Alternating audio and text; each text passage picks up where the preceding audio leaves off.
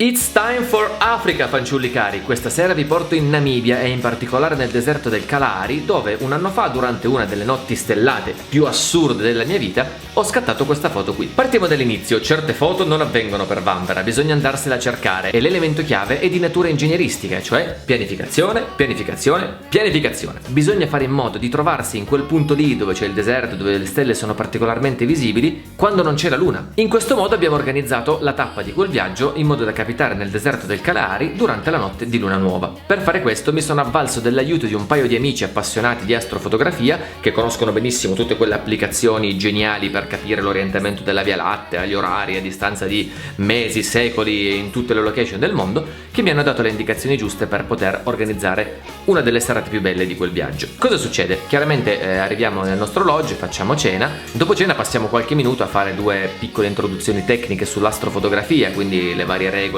su come ottenere foto con le stelle puntiformi, oppure le star trails, oppure le foto alla Via Lattea e cose di questo tipo. A un certo punto io decido di uscire per verificare un po' com'era la situazione, metto piede fuori dal ristorante, guardo in alto e vi posso assicurare che in quel momento il mento, la mascella mi è scesa sotto i talloni, perché non immaginavo che le stelle sarebbero state così visibili. Io di stellate ne ho viste tante, credetemi, anche molto belle, molto emozionanti, ma in quel momento, credetemi, le stelle non erano dei puntini bianchi nel cielo, erano delle biglie luminose che realmente potevi andarti a prendere con le dita. È una sensazione a cui noi non siamo abituati, perché viviamo tipicamente in pianura o comunque a bassa quota e soprattutto pieni di inquinamento luminoso e inquinamento atmosferico. Nel deserto del Kalahari tutto questo non esiste, l'inquinamento luminoso non esiste, l'inquinamento atmosferico non esiste e soprattutto sei anche in quota. Tant'è che, essendo agosto e quindi inverno ed essendo noi in quota, quella sera faceva particolarmente freddo. Ci saranno stati qualcosa come 5 o 6 gradi. Quando uno dice vado in Africa per trovare il caldo africano, no. E sostanzialmente abbiamo organizzato la nostra serata a guardare le stelle o a fotografarle per chi voleva. Ovviamente la regina della serata era la Via Lattea. La Via Lattea non ha sempre la stessa posizione nel cielo, si muove nel corso della serata e in base alle previsioni dei miei amici precisi con le applicazioni, la Via Lattea sarebbe stata in centro fino a mezzanotte per poi spostarsi verso l'orizzonte intorno alle 3 del mattino.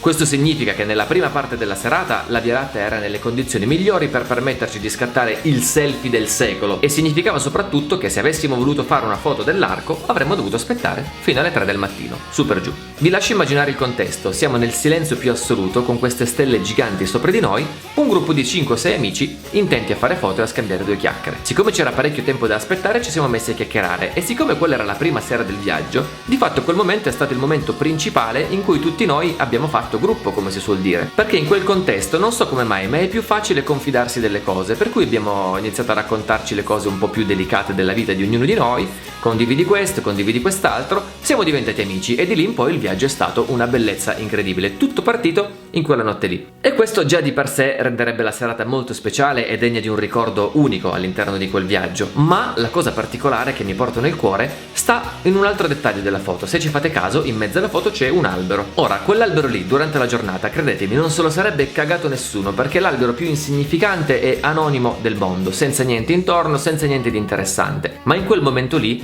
aveva questa corona di stelle al di sopra che lo rendeva infinitamente speciale e che di fatto rende questa foto così particolare, perché solamente l'arco della Via Lattea non sarebbe bastato a fare una foto interessante. E allora, visto che a me piace fare le metafore, che cosa rappresenta quell'albero? Quell'albero rappresenta la tipica cosa assolutamente insignificante che, messa nel contesto giusto, diventa all'improvviso una cosa eccezionale e bellissima. Ricorda un pochettino, se vogliamo, la storia del brutto natroccolo, e se vogliamo è una storia che si ripercuote in tutte le nostre vite quasi quotidianamente, perché ce lo insegnano fin da piccoli. Fin da piccoli noi immaginiamo che all'improvviso, di punto in bianco, la nostra vita diventi un capolavoro, la nostra vita diventi una meraviglia, diventiamo dei principi, delle principesse, eccetera eccetera eccetera. Perché quando siamo piccoli noi tendiamo a ragionare un po' come nelle favole, cioè che possiamo essere dei principi, delle principesse, delle cose bellissime, delle cose meravigliose, e poi crescendo questa cosa tendenzialmente la perdiamo e tendenzialmente iniziamo a vederci più come degli alberi che aspettano un qualcosa che arrivi da fuori per migliorare quello che c'è dentro, quindi le stelle che ci facciano diventare un pochettino più belli. Ma io mi chiedo, perché non proviamo a invertire il punto di vista? Cioè, invece di pensare a noi stessi come degli alberi che aspettano le stelle per diventare belli, perché non pensiamo di essere noi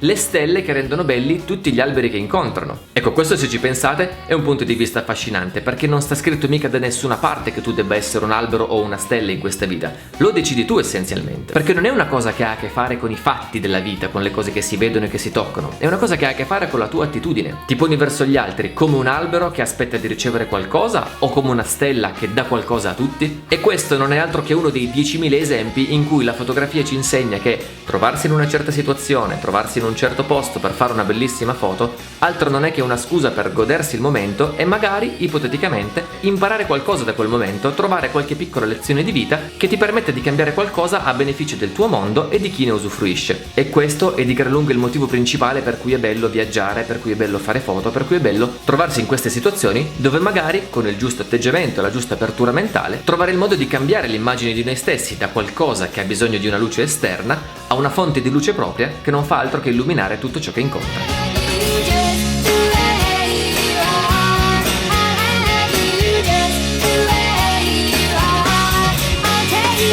You just